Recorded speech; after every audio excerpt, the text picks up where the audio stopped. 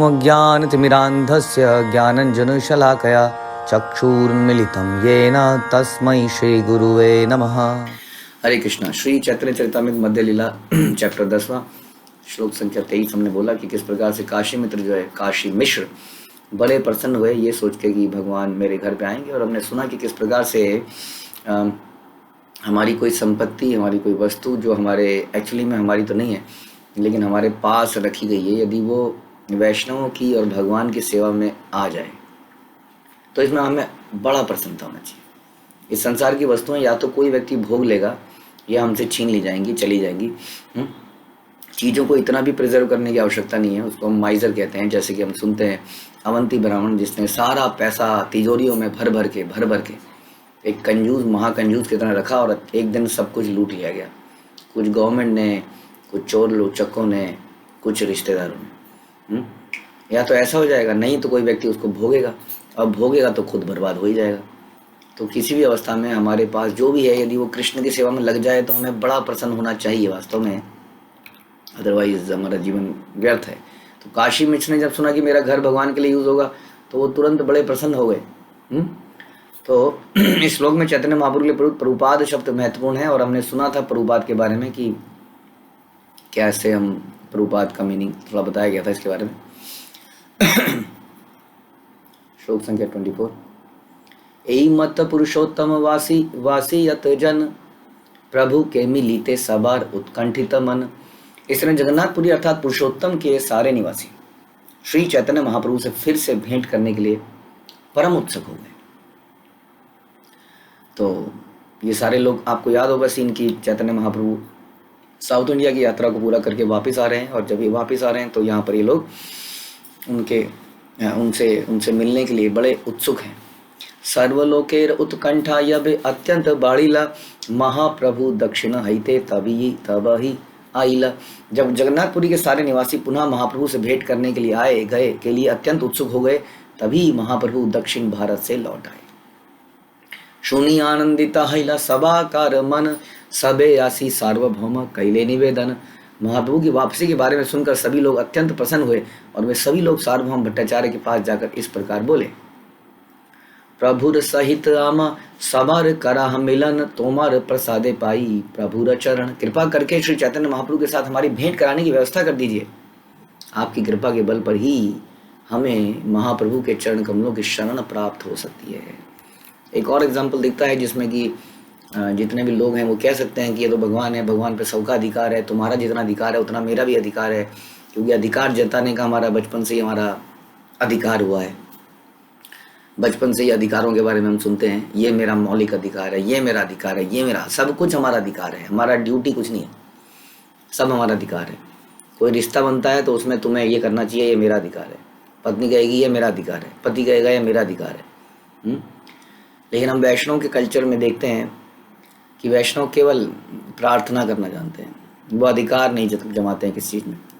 तो यहाँ पर वो भगवान थे, अक्सर लोग भगवान पर भी अधिकार जमाते हैं। जितना अधिकार तुम्हारा है उतना मेरा भी है, तुम्हारी नहीं सुनूंगा तो मेरे भगवान तो मेरे घर पे भी हैं, घर पे एक ऑल्टर लगाऊंगा, भगवान का जप करूंगा, हो गया। तुम्हारी क्या आवश्यकता है मुझे? तो मेरे भगवान पे मेरा अधिकार है, डायरेक्टली मेरा अधिकार है। अब क्या हम देखते हैं कि वैष्णव जो है वैष्णवों से प्रार्थना करते हैं, क्योंकि वास्तव में ऐसे वैष्णव पर भगवान का अधिकार है जो अपने लिए कुछ चाहते ही नहीं है। उन्हीं को अपना हृदय भगवान देते हैं और उन्हीं के पास भगवान होते हैं, उन्हीं से प्रार्थना करनी पड़ती है। और वास्तव में इस प्रकार जब हम वैष्णवों की कृपा मानते हैं, उनकी सेवा करते हैं, तभी भगवान हमें प्राप्त होते हैं। भगवान को आप प्राप्त नहीं कर सकते, हम पहले भी कई बार सुन चुके हैं, किसी तपस्या के द्वारा, किसी अपना जप इत्यादि के द्वारा भी प्राप्त नहीं कर सकते। यदि आपके हृदय में ये कुपटता है, यदि हृदय में आपके शरणागति की भावना नहीं है भक्तों के लिए, तो हम कुछ भी कर लें, किसी भी प्रकार की तपस्या कर लें, किसी प्रकार का स्नान कर लें, यज्ञ कर लें, जो मर्जी कर लें। तो यहाँ पर बड़ा अच्छा एक एग्जाम्पल दिखता है कि भगवान आए हैं और भगवान इतने दिनों बाद आए हैं, सबका मिलने का अधिकार है। सब जाके कह सकते हैं, सार्वभौम भट्टाचार्य का घर को फोड़ सकते हैं। गुस्से में ऐसा हो जाता ना कई बार। तो वो सार्वभौम भट्टाचार्य से प्रार्थना कर रहे हैं, कह रहे हैं कि हमारी जो है भेंट कराने की व्यवस्था कर दीजिए, आपकी कृपा के बल पर ही आपकी कृपा के बल पर ही हमें महाप्रभु के चरणों की शरण प्राप्त हो सकती है। It's a wonderful example. जो कि हमें कभी समझ नहीं आता है। हमने तो नहीं देखा है अक्सर लोगों को समझते हुए। जैसे मैंने बताया, लोगों को थोड़ा बहुत भक्ति में आते हैं, जैसे प्रभुपाद बोलते थे ना कि निराकारवाद में क्या होता है, हाँ, मायावाद में लोग गुरु से सीखते हैं, गुरु के सर पे चढ़ के खुद ही भगवान बन जाते हैं, क्योंकि वहाँ तो यही सिखाया जाता है ना, मैं भी भगवान।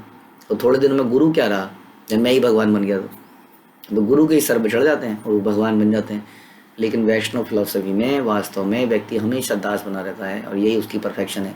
लेकिन हम देखते हैं कि किसी को थोड़ा सा ज्ञान हो जाता है किसी प्रोग्राम में आने के बाद, तो कई बार लोग नाराज होके चले जाते हैं जी, नाराज हो गए जी, नाराज हो गए। जैसे कि स्वयं राधा रानी के ही है ना, पूरा राधा रानी बन गए, नाराज हो गए। अब उनको मान को पूरा करने के लिए भगवान आएंगे, वो मान सरोवर बनाएंगे। नाराज हो गए जी, नाराज हो गए, क्या कर रहे हैं जी, अब हम नहीं आएंगे जी किसी प्रोग्राम में, अब हमने घर में ही करेंगे अपने, हम तो समझ तो लिया ही है। ये दिस इज़ नॉट समथिंग जो कि वैष्णव सिद्धांतों में प्रिस्क्राइब किया गया है। हमें हमेशा ही वैष्णव के चरणों पे रहना है, चाहे मैं ठुकराया जाए, चाहे मैं मारा जाए। तो यहाँ पर ये लोग कृपा मांग रहे हैं कि आपकी कृपा होगी तभी हमें चरण प्राप्त होंगे। भट्टाचार्य कहे काली काशी मिश्र रघरे प्रभु या इबेन तहाँ मिलाब सबारे। भट्टाचार्य ने लोगों से कहा, महाप्रभु कल काशी मिश्र के घर पर होंगे, तभी मैं आप लोगों को कि उनसे मिलने की व्यवस्था कर दूंगा, डोंट वरी, पूरी व्यवस्था करी जाएगी। आर दिन महाप्रभु भट्टाचार्य संगे जगन्नाथ दर्शन कैल महारंगे। अगले दिन श्री चैतन्य महाप्रभु आ गए और वे बड़े ही उत्सुकता पूर्वक सार्वभौम भट्टाचार्य के साथ जगन्नाथ मंदिर के दर्शन करने गए। महाप्रसाद दिया तहा मिलिला सेवक गण, महाप्रभु सभाकारे कैला आलिंगन। भगवान जगन्नाथ के सारे सेवकों ने चैतन्य महाप्रभु को भगवान का प्रसाद ला कर दिया। तब बदले में चैतन्य महाप्रभु ने उन सब का आलिंगन किया। दर्शन करी महाप्रभु चलिला बाहिरे, भट्टाचार्य अनिल तारे काशी मिश्र घरे। भगवान जगन्नाथ का दर्शन करने के बाद श्री चैतन्य महाप्रभु मंदिर से बाहर आ गए। फिर भट्टाचार्य उन्हें काशी मिश्र के घर पे ले गए। तो वहाँ पे सभी जगन्नाथ जी के सेवकों ने उन्हें प्रसाद दिया, वहाँ से बाहर आए और हमने कहाँ ले गए, काशी मिश्र के घर में, जो कि आपको याद है ऐसी जगह चाहिए थी जो एकांत भी है, मंदिर के पास में भी है। तो उस घर में ले गए। यहाँ पर आज की डेट में वो रूम है जो हम अभी भी देख सकते हैं, जिसका नाम है गंभीरा। तो वहाँ पर लेके गए। काशी मिश्र आसी पड़िल प्रभु र चरणे, गृह सहित आत्मा तारे कैला निवेदने। जब श्री चैतन्य महाप्रभु काशी मिश्र के घर आए तो वे तुरंत उनके चरण कमलों पर गिर पड़े और उन्होंने स्वयं को तथा अपने सारे घर बार को उनकी शरण में दे दिया। ये घर आपका ही है, ये सभी कुछ आपका है। ये एक और परफेक्ट एग्जाम्पल है। ऐसे भक्त थे उस ज़माने में। ये कोई साधारण लोग नहीं थे। हम जानते हैं कि ये चैतन्य महाप्रभु के संगी थे। तो हमें, जैसे हम कहते हैं कि हमें भक्तों का दास बनना है, तो यही भाव है भगवान के भक्तों का, जो कि भगवान के आसपास हैं। हम इनसे सीख सकते हैं और हमें इन्हीं का दास बनना है। तो इनका भाव, अभी हमने सार्वभौम भट्टाचार्य से मिले उन भक्तों को देखा कैसे वो उनसे कृपा मांगते हैं। और दूसरा अब हम देख रहे हैं काशी मिश्र, जिससे भगवान के रहने के लिए मांगा था, उसने सारा घर सब कुछ दे दिया, ये आपका ही है, अब मेरा इसमें कुछ नहीं है। तो सार बड़ा ही प्रसन्नता से उन्होंने उनका स्वागत किया। प्रभु चतुर्भुज मूर्ति तारे देखाइला, आत्मसात करी तारे आलिंगन कैला। तब महाप्रभु ने काशी मिश्र को अपना चतुर्भुज रूप दिखा दिया। ये बड़ी सिंपल स्टेटमेंट्स कही गई हैं, बड़ी सिंपल स्टेटमेंट नहीं है। आप सोचिए, भगवान का चतुर्भुज रूप कौन देख पाता है। हमने देखा था कि भीष्म पितामह के अंतिम समय में भगवान ने अपना ये रूप दिखाया उनको। कि भीष्म पितामह एक महाजन के रूप में जाने जाते हैं।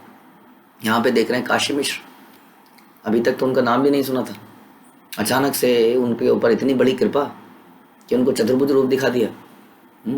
ये इसी को कहते हैं ना, जब इसको कहते हैं सरेंडर। जैसे भगवान कहते हैं सर्वधर्मान परित्यजे। जब तुम सारी चीज़ों को त्याग कर मेरी शरण में आ जाओगे तो क्यों नहीं भगवान सब कुछ रिवील कर देंगे, सब कुछ दे देंगे। और वास्तव में हमने दिया क्या, क्वेश्चन ये आ जाता है, हमने क्या दिया। देखिए, एक बार क्या हुआ, एक कहानी सुनाते हैं आपको। एक बार क्या हुआ कि राजा अकबर थे, अकबर बीरबल की कहानी आपने सुनी होगी अक्सर। तो अकबर को थोड़ा सा प्राइड आ गया कि वो धीरे धीरे बड़े बड़े राजा बनते जा रहे थे। ये वाला प्रांत भी उनके अंडर आ गया, ये भी उनके अंडर आ गया। तो बीरबल को लगा कि अकबर थोड़ा सा गलत डायरेक्शन में जा रहे हैं, इनको करेक्ट करना ज़रूरी है। तो हम इससे ये भी सीखते हैं कि जो हमें करेक्ट करते हैं वास्तव में हमारे शुभचिंतक हैं। अक्सर हमारे आसपास कौन रहता है बताइए, हमारे कौन दोस्त बनते हैं?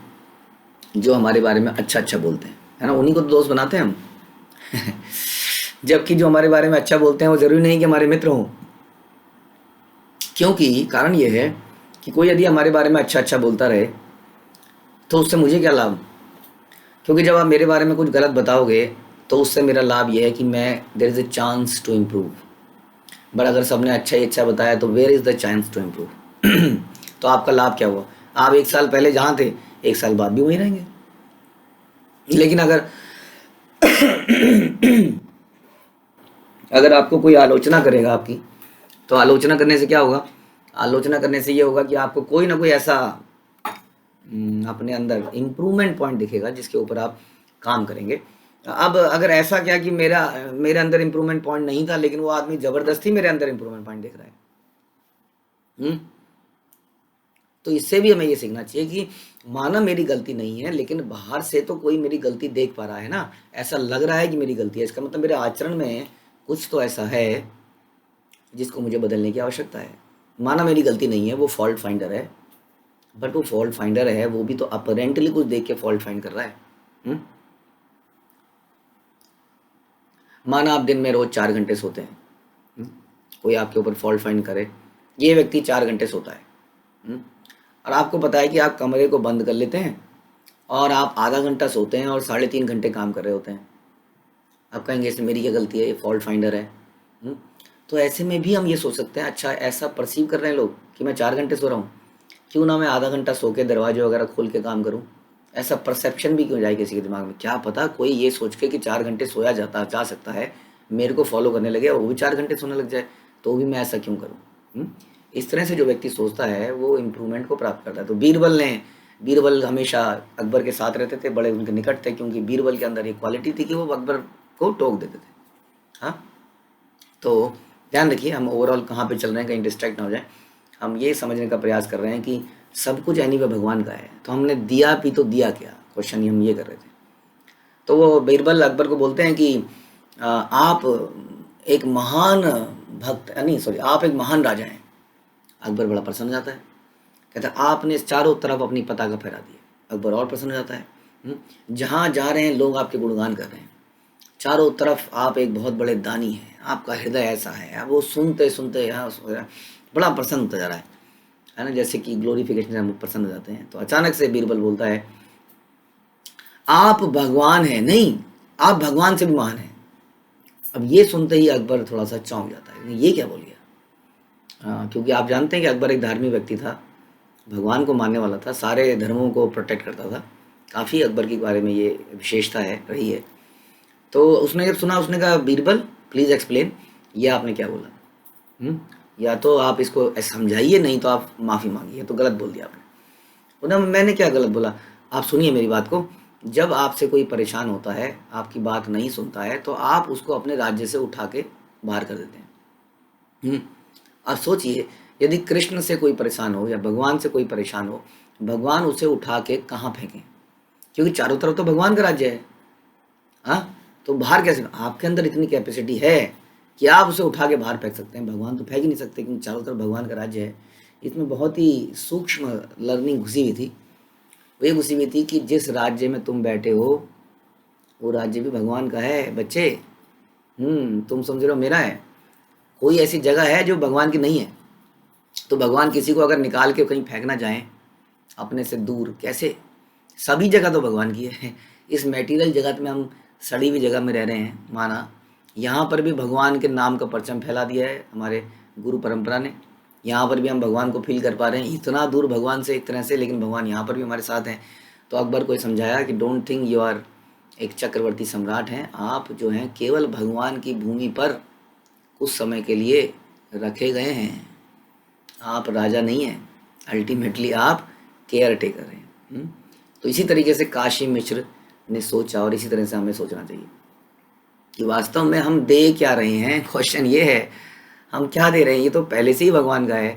अगर हमसे ले ही लिया जाएगा, इससे बेहतर ये नहीं है कि भगवान की सेवा में लगा के अपना जीवन को सफल बनाया जाए, लेकिन फिर भी हमें दिक्कत है, हम तिजोरियों को भर रहे हैं, अपने बच्चों के लिए, पोतों के लिए, नातियों के लिए जोड़े जा रहे हैं, जोड़े जा रहे हैं, लेकिन भगवान के लिए हम नहीं दे पाते हैं। लेकिन काशी मिश्र ने ऐसा नहीं किया। काशी मिश्र ने सर्वस्व त्याग कर दिया सबके सामने, और भगवान ने इस चीज से प्रसन्न होकर उनको अपना चतुर्भुज रूप दिखा दिया। यानी कि भगवान की संपत्ति को भगवान को ही ऑफर कर दिया जाए तो भी फायदा ही फायदा है। और महाप्रभु ने उनकी सेवा स्वीकार करी, उन्हें गले से लगा लिया। तबे महाप्रभु तहा वसीला आसन, चौदी के वसीला नित्यानंदादि भक्त गणे। तब श्री चैतन्य महाप्रभु अपने लिए तैयार किए गए आसन पर बैठ गए और नित्यानंद प्रभु समेत सारे भक्तगण उनके चारों ओर बैठ गए। अभी बैठ गए जी। बैठ के क्या करेंगे? बैठ के ग्राम्य कथा नहीं करेंगे, प्रजल्प नहीं करेंगे। बैठ के क्या करेंगे? कृष्ण कथा करेंगे, कीर्तन करेंगे, यात्रा की डिस्कशन करेंगे। सुखी हैला देखी प्रभु वासार संस्थान, यही वासाया हया प्रभुर सर्व समाधान। श्री चैतन्य महाप्रभु अपने निवास स्थान को देखकर अत्यंत प्रसन्न हुए, जिसमें उनकी सारी आवश्यकताओं को पूरा रखने का ध्यान रखा गया था। हाँ, पूरी आवश्यकताओं, जब प्रेम होता है, जैसे हम कहते हैं, इट डिपेंड्स, कैसे पता चलता है कि किसको कितना प्रेम है, कि how much detail we go into. जितना हम डिटेल में जाएंगे, समझ लीजिए हमें उतना प्रेम है।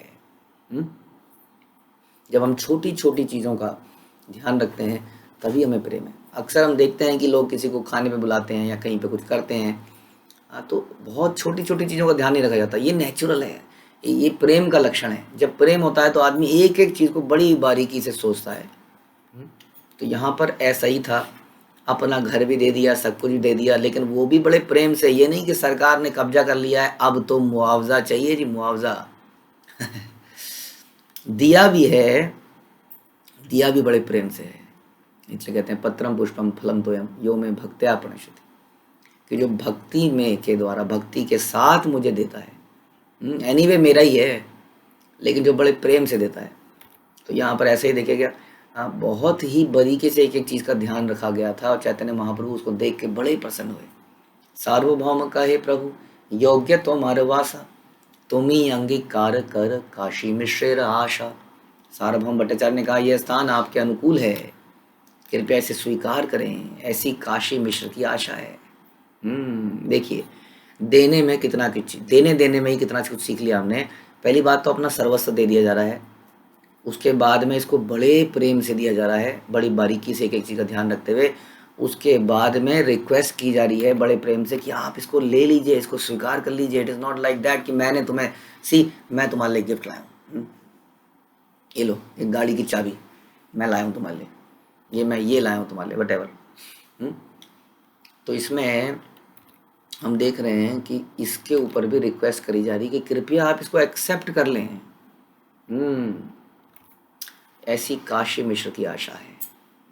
तो ऐसे भक्त हैं, अद्भुत हैं, सब कुछ देने के बाद भी रिक्वेस्ट करते हैं कि आप इसको ले लीजिए।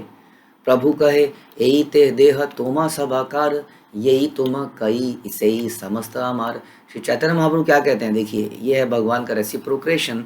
भगवान कहते हैं ये मेरा शरीर आप सबका है। कृष्ण का शरीर जो है सच्चिदानंद स्वरूप है। हम उनके बारे में कितना सुनते हैं, ईश्वरा परम कृष्णा सच्चिदानंद विग्रह गोविंदम आदि पुरुषम तमहम भजामी। ऐसे भगवान जो आदि पुरुष हैं, जो नव यौवन बने रहते हैं, जो सर्व आकर्षक हैं, ऐसे भगवान कह रहे हैं कि मेरा शरीर आपका है। हम कई सारे शरीरों को हासिल करने का प्रयास करते रहते हैं, करते हैं कि नहीं? शरीर, त्वचा को ही तो हासिल करते हैं हम संसार में। आधे से ज़्यादा संसार में, आधे से 99% आई थिंक प्रभुपाद कहते थे कि सारा संसार एक ही पावर से चल रहा है। जानते हैं वो क्या पावर?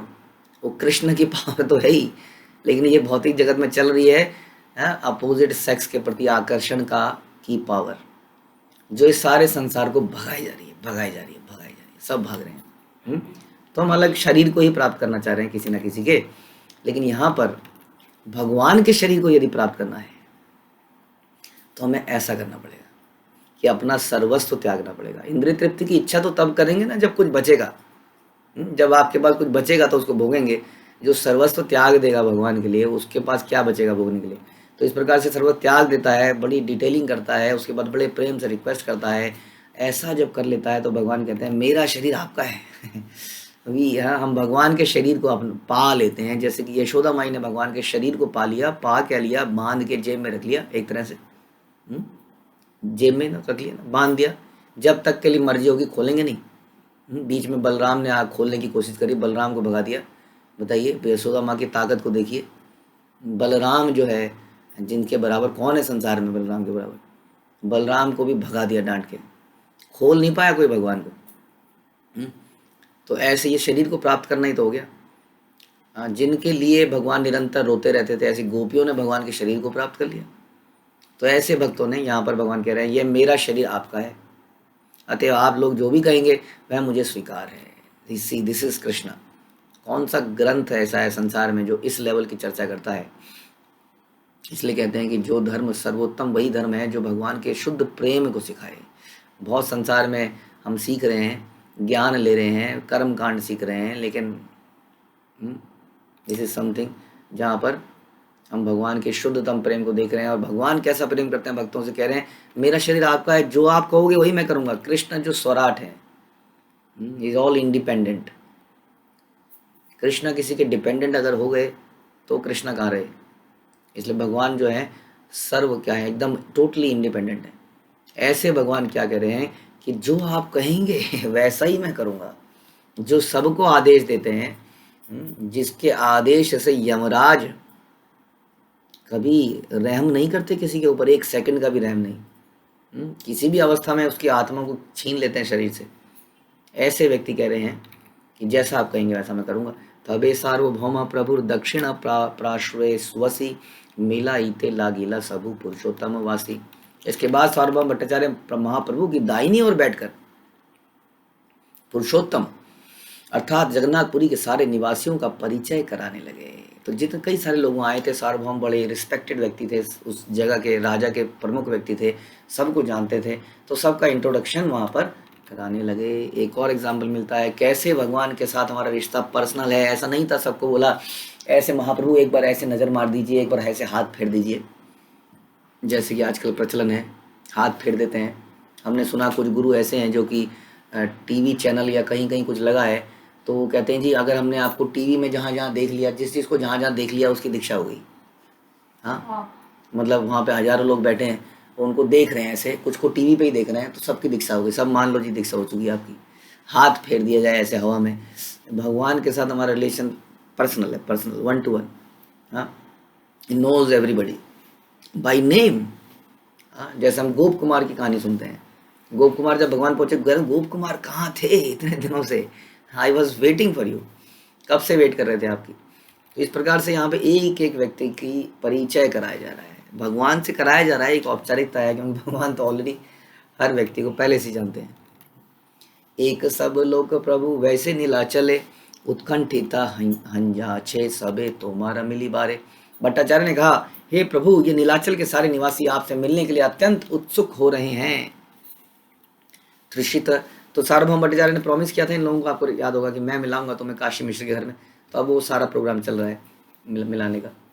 त्रिषित चातक यही करे हाहाकार, तैछे सब यही सब सबे करे अंगीकार।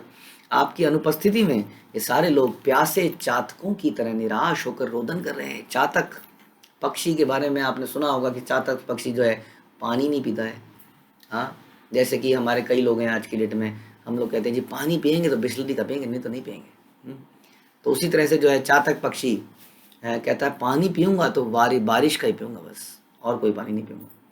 हाँ, तो जब बारिश होती है तभी वो अपनी मुंह को ऊपर कर लेता है, और बारिश नहीं हो जाती है तो वैसे ही रह जाता है। तो इसी तरीके से यहाँ बता रहे हैं कि ये सारे लोग वैसे ही प्यासे थे, आपके प्यासे थे, और ये निराश होकर रोदन कर रहे थे, कृपया इनको अपनी शरण में ले लें। जगन्नाथ सेवक नाम जनार्दन, अनवसरे करे प्रभु श्री अंग सेवन। सार्वभौम भट्टाचार्य ने सर्वप्रथम जनार्दन का परिचय देते हुए कहा। देखिए नाम तक बताया जा रहा है ग्रंथ में, किसका परिचय पहले कराया? जनार्दन का परिचय पहले कराया। बोला यह भगवान जगन्नाथ का सेवक है, इसका नाम जनार्दन है। यह भगवान की तब सेवा करता है जब उनके दिव्य शरीर को नया बनाया जाता है। नया बनाया जाता है दो मौक़ों पे, आई थिंक नया बनाया जाता है जब उनका हमारा उनकी एनुअल जो हम उनकी पेंटिंग करते हैं, जब भगवान की स्नान यात्रा होती है उसके बाद भगवान को दोबारा से पेंट करा जाता है। और एक नव कलेवरम, जब भगवान का पूरा विग्रह ही नया करा जाता है कुछ सालों के पश्चात, तो ये तब उनकी सेवा करता है।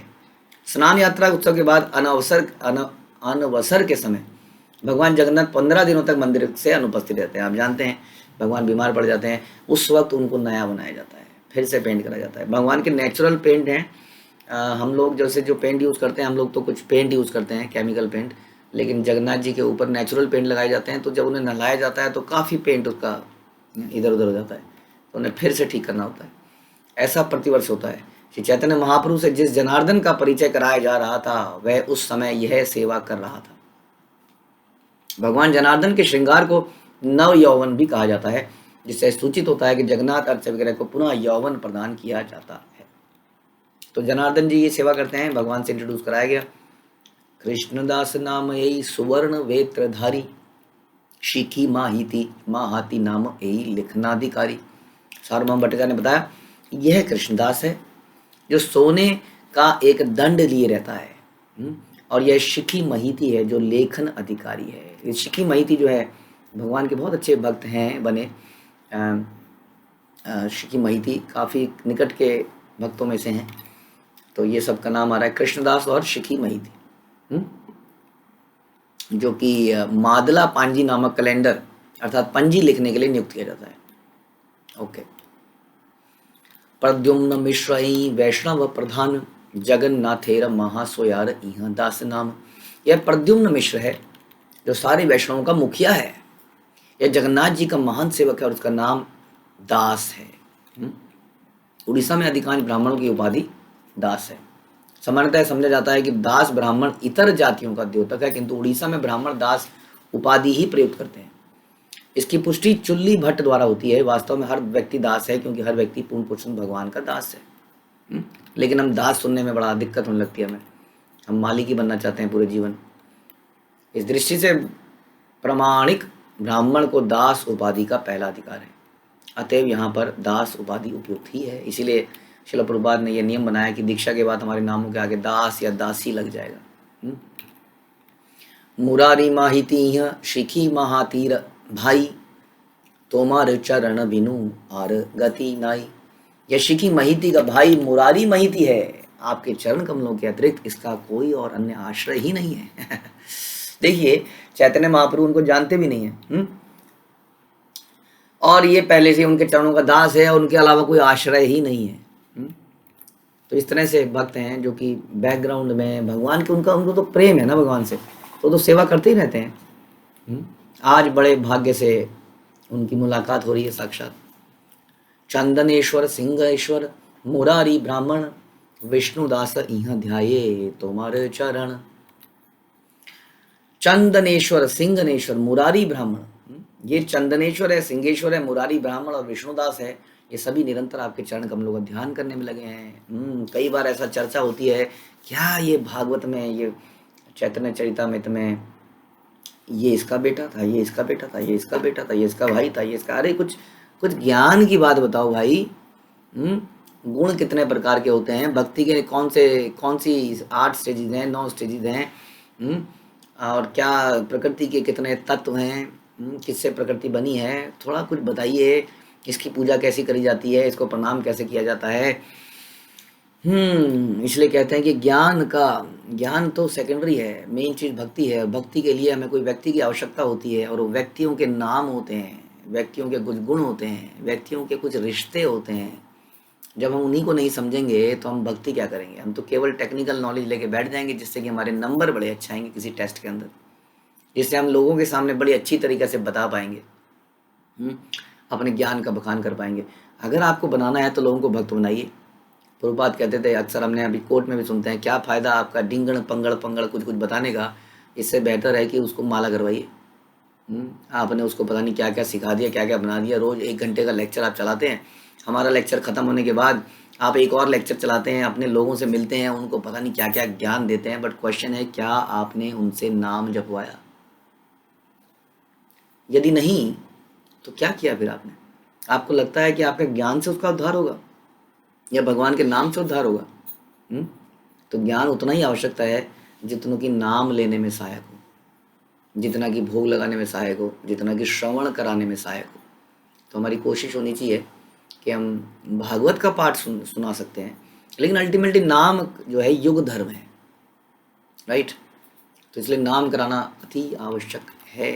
तो इसलिए यहाँ पे बता रहे हैं कि निरंतर ये सभी जो है निरंतर आपके चरण कमलों का ध्यान करने में लगे हैं। तो हमने सुना कैसे भगवान का ध्यान निरंतर करा जा सकता है, नाम के द्वारा, सेवा के द्वारा ध्यान किया जा सकता है।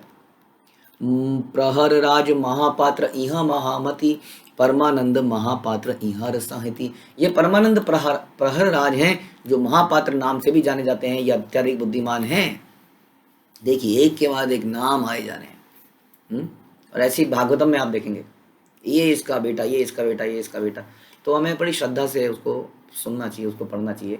ये सारे एक को जानने की बात यह है कैसे शुकदेव गोस्वामी, कैसे कृष्णदास कविराज एक एक व्यक्ति के बारे में सोच रहे हैं, जबकि भगवान के असंख्य दास हैं, दासी हैं, असंख्य, कोई गिनती नहीं है, कोई लिमिट नहीं है। इस्कॉन की भक्ति असंख्य हैं, भगवान के भक्त क्या बोले। तो फिर उसके अंदर कैसे एक एक भक्त का नाम, आप लोगों को कई बार कुछ भक्त आपके स्पिरिचुअल फ्रेंड बनाए जाते हैं, जिसमें से एक सीनियर होता है, एक नया होता है।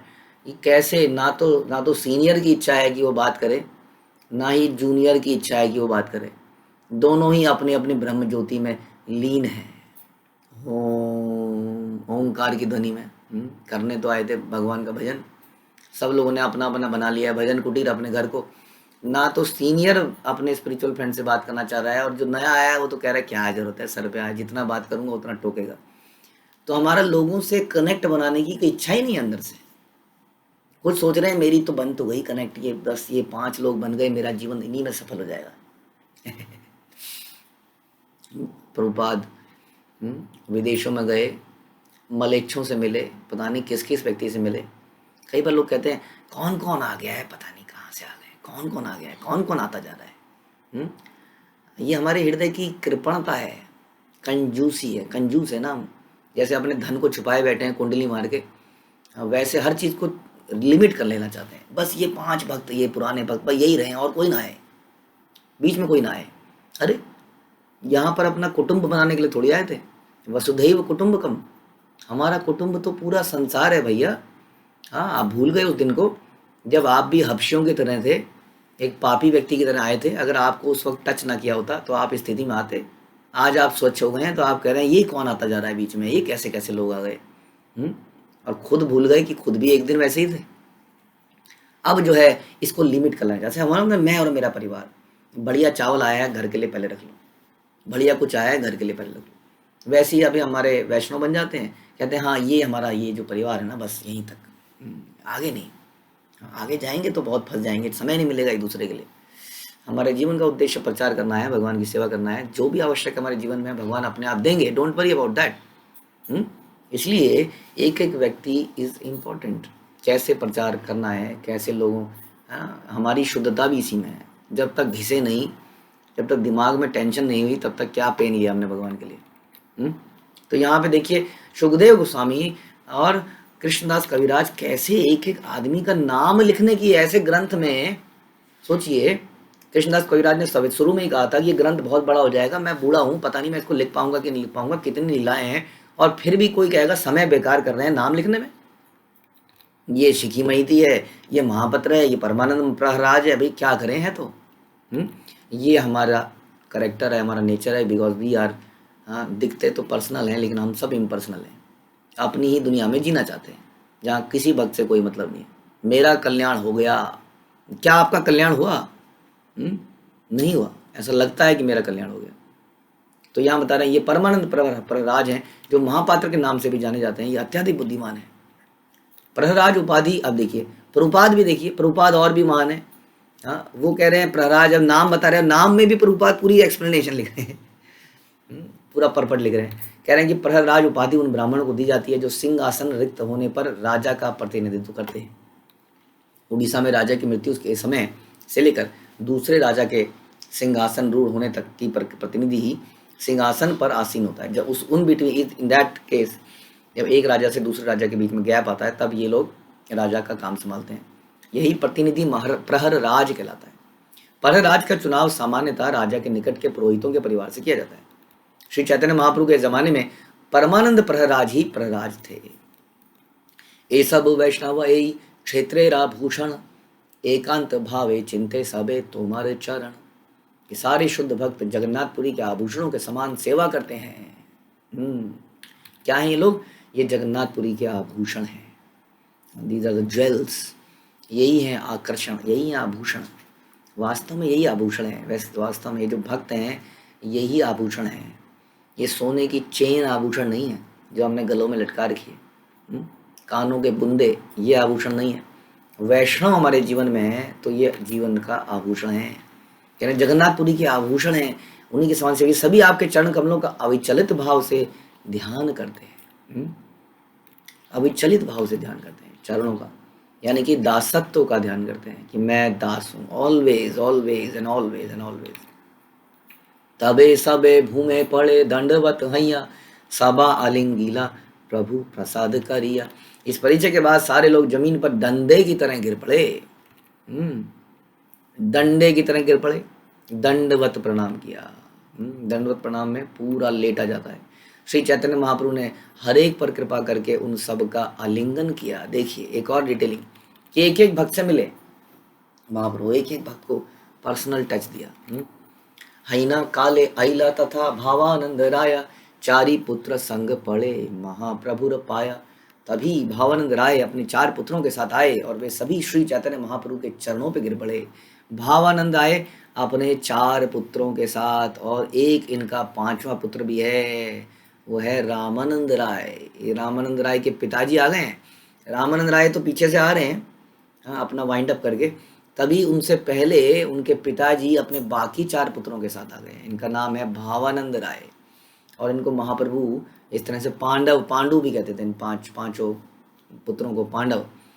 इतने भगवान के भक्त थे। केवल रामानंद राय भगवान के भक्त नहीं थे, वास्तव में उनके बाकी भाई सारा परिवार ही भक्त था।